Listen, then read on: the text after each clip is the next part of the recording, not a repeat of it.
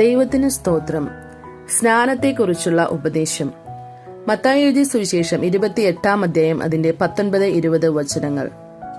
ആകയാൽ നിങ്ങൾ പുറപ്പെട്ട് പിതാവിന്റെയും പുത്രന്റെയും പരിശുദ്ധാത്മാവിന്റെയും നാമത്തിൽ സ്നാനം കഴിപ്പിച്ചും ഞാൻ നിങ്ങളോട് കൽപ്പിച്ചതൊക്കെയും പ്രമാണിപ്പാൻ തക്കവണ്ണം ഉപദേശിച്ചും കൊണ്ട് സകല ജാതികളെയും ശിഷ്യരാക്കിക്കൊള്ളുവിൻ എന്ന് കാണുന്നു.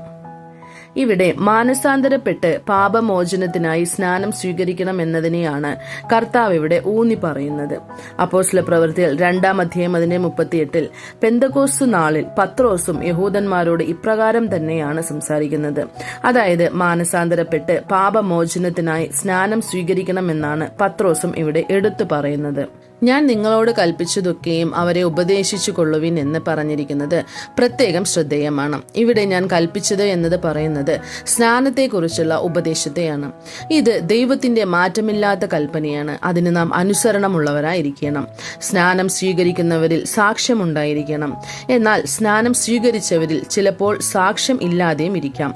സാക്ഷ്യമുള്ളവർ സ്നാനം സ്വീകരിക്കാതിരുന്നത് കുറ്റമാണ്. സ്നാനം സ്വീകരിച്ചവർ സാക്ഷ്യമില്ലാതെ ജീവിക്കുന്നതും കുറ്റമാണ്. അതുകൊണ്ട് സ്നാനത്തെക്കുറിച്ചുള്ള ഉപദേശം എന്നത് ഏറെ പ്രാധാന്യം അർഹിക്കുന്നു. 1 പത്രോസ് 2 അധ്യായം അതിന്റെ 2-3 വചനങ്ങളിൽ ഇപ്പോൾ ജനിച്ച ശിശുക്കളെ പോലെ രക്ഷയ്ക്കായി വളരുവാൻ വചനം എന്ന മായമില്ലാത്ത പാൽ കുടിപ്പാൻ വാഞ്ചിപ്പിൻ എന്ന് എഴുതിയിരിക്കുന്നു. സ്നാനം എന്നത് ഒരു വളർച്ചയാണ് കാണിക്കുന്നത്. തിരുവചനമാകുന്ന മായമില്ലാത്ത പാൽ കുടിച്ചാണ് നാം വളരേണ്ടത്. സകല ദുഷ്ടതയും നീക്കപ്പെടേണ്ട ഒരിടത്താണ് അത് നിലകൊള്ളുന്നത് എന്ന് പത്രോസ് എഴുതുന്നു. അപ്പോസ്തല പ്രവൃത്തികൾ 17 അധ്യായം അതിന്റെ 11 ബെരോവ പട്ടണക്കാർ തിരുവെഴുത്തുകളെ പരിശോധിച്ചു നോക്കുന്നതിൽ ഉത്തമന്മാരായിരുന്നു. തിരുവെഴുത്ത് ദുഷ്ടതകളെ നീക്കുന്ന സ്ഥാനത്തും തിരുവെഴുത്ത് നൽഗുണത്തെ കൊണ്ടുവരുന്ന സ്ഥാനത്തും ഇരിക്കുന്നു.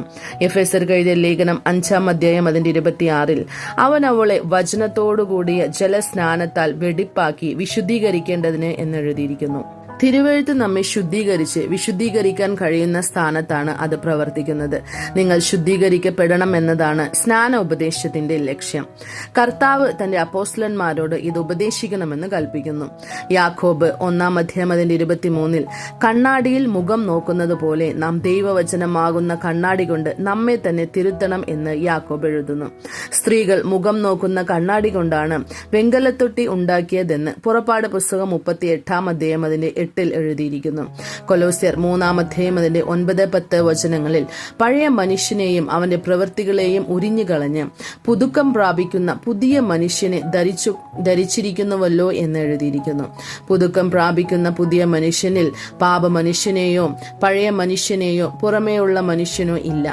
അതിനാൽ ഈ സ്നാനത്തെക്കുറിച്ചുള്ള ഉപദേശം ദുർഗുണങ്ങളെ നീക്കി സൽഗുണങ്ങളെ കൊണ്ടുവരുന്നിടത്തും ദൈവവചനമാകുന്ന കണ്ണാടിയെ ഉറ്റുനോക്കി നമ്മെ തന്നെ തിരുത്തേണ്ടിയിരിക്കുന്നിടത്തും ജലസ്നാനത്താൽ നമ്മെ വെടിപ്പാക്കി വിശുദ്ധീകരിക്കേണ്ടതിനും പഴയവ കഴിഞ്ഞുപോയി ഇതാ എല്ലാം പുതുതായി തീർന്നു എന്ന അനുഭവത്തിലും പ്രവർത്തിക്കുന്നു. ഇതിന് സദൃശ്യമായി നോഹയുടെ പെട്ടകമുണ്ട്. 1 പത്രോസ് 3 അധ്യായം അതിന്റെ 21 ഇതിന് സദൃശ്യമായി ചെങ്കടലുണ്ട്. 1 കൊരിന്ത്യർ 10 അധ്യായം അതിന്റെ 1 മുതൽ 4 വരെയുള്ള വചനങ്ങൾ. ഇതിന് സദൃശ്യമായി യോന രാവും പകലും 3 ദിവസം മീനിന്റെ വയറ്റിലിരുന്ന അനുഭവമുണ്ട്. മത്തായി എഴുതിയ സുവിശേഷം 12 അധ്യായം അതിന്റെ 40 വചനം. ഈ സത്യങ്ങൾക്ക് നമുക്ക് നമ്മെ തന്നെ സമർപ്പിക്കാം. കർത്താവ് നമ്മെ അനുഗ്രഹിക്കട്ടെ. ആമേൻ.